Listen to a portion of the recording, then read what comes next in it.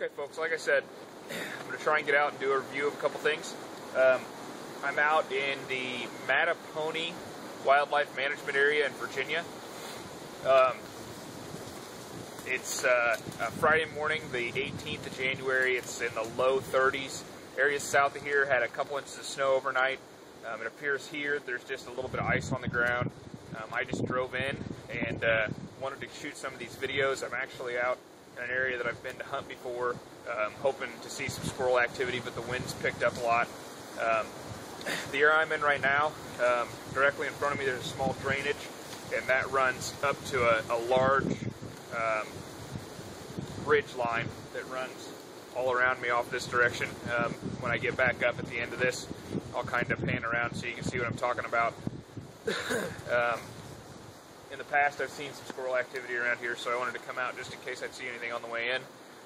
I'm probably 300-400 yards from where I parked, down that large drop-off. And the first thing that I'm going to go over is my pack. Like I said, I do a review on my Kifaru Zulu.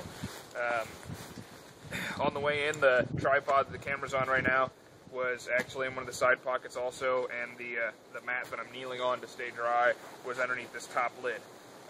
So we'll go over some of the features. This is a Generation 1 Coyote Brown Zulu with the extreme top lid with a padded power poles hip belt.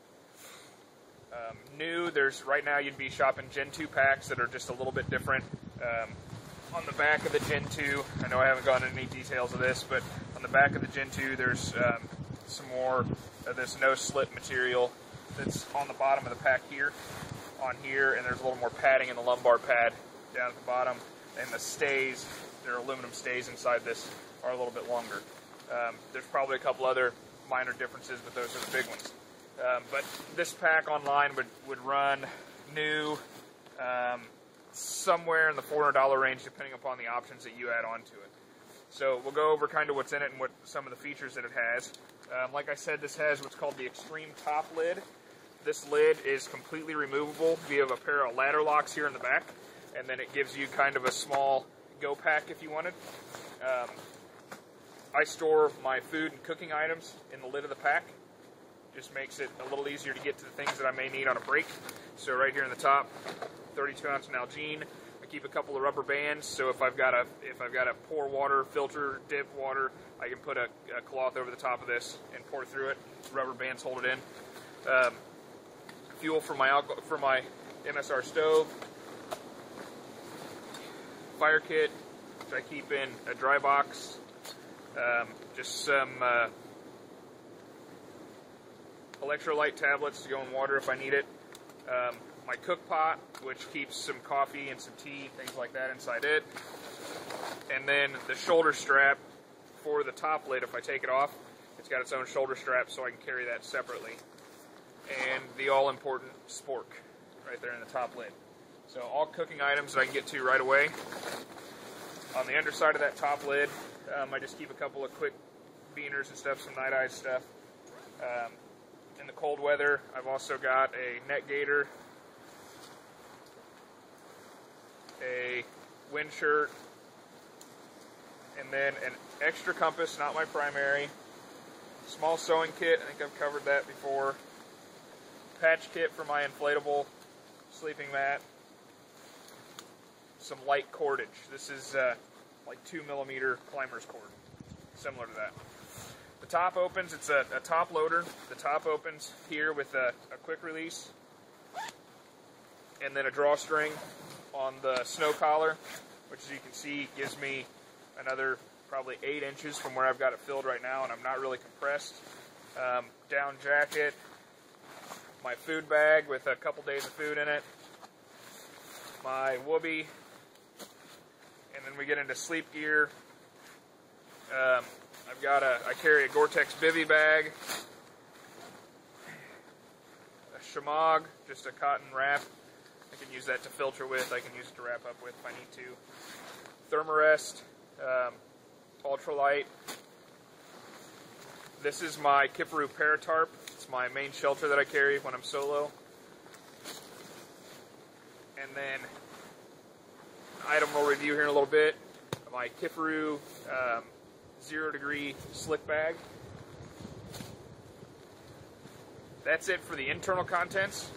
Show you on the outside here, there are sleeve pockets that go all the way down inside. You can see how much of these hiking poles are sticking out. Give you an idea of the depth there.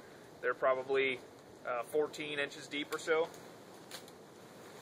I always keep a knife in my pack, even if I've got one on my hip. This is just a Mora military surplus. I epoxied a magnesium bar and ferro rod on the outside of that. And then on the other side, the last item that I'll review today is this 18-inch Hudson's Bay hand axe. I'll get into a lot of details on it, but it slides all the way down, fits all the way down inside the pack with just about an inch of the handles hanging out, so I guess those things are a little deeper than 14 inches. But that fits all the way down inside that sleeve pocket. All you can see is the tip of the handle. Then I've attached 2 small pockets on the sides. One carries my primary compass, a whistle, another ferro rod, all kind of tied together. And then the other carries just some snacks. So what I really like about this pack is empty. This pack weighs less than 4 pounds. It's made of 1,000 denier Cordura.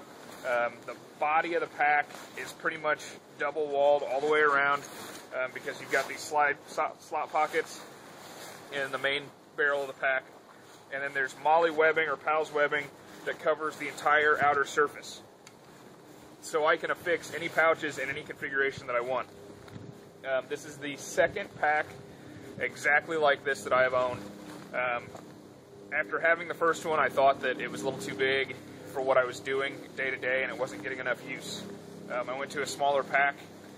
2 different smaller packs at different times, and landed actually with a larger pack than this and came back directly to this one.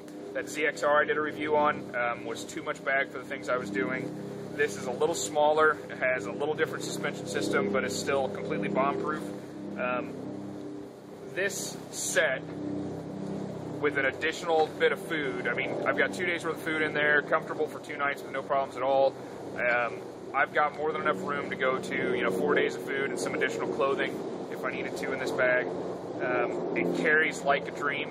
I came down a huge ravine to get here. The bag, if adjusted properly, is very, very comfortable. I've had a Kifaru pack on with 60+ pounds, not knowing that it was 60 pounds. I thought I was somewhere in the 35 to 40 pound range.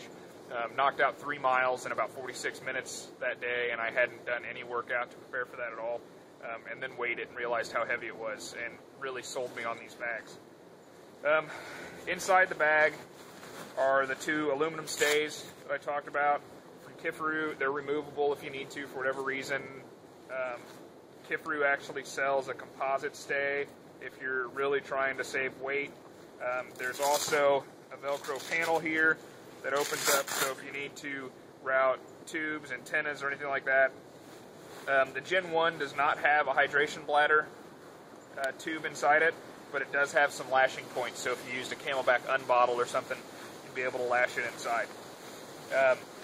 It does have hang points on the side bladders also, so if you were to use multiple bladders, ultimately you could carry a ton of water in the side pouches on this. It's a great bag. Like I said, bomb-proof, you're not going to hurt it, and Kifaru's warranty is not going to be beat by anybody out there. Customer service is second to none. I love everything they've ever produced. I love using their equipment, and I can't say enough good things about this bag. So that's my quick down and dirty of the Kifaru Zulu, plus what I'm hauling out in the woods. We'll come back in just a little bit, and I'll shoot another video on the hand axe, and we'll break out the sleeping bag, and I'll talk about it also. So, thanks a lot. All right, real quick, we'll do a quick walk around here. There's where I've got everything set. And then you can see here as I pan around, kind of timber off there in the distance, come around to the sunlight to get a little bright. But then if I start to kind of angle up, you can start to see that terrain move up there. And it's a good 60-foot drop. It's a pretty steep bit there. And then this creek little drainage from last night's precipitation run along there.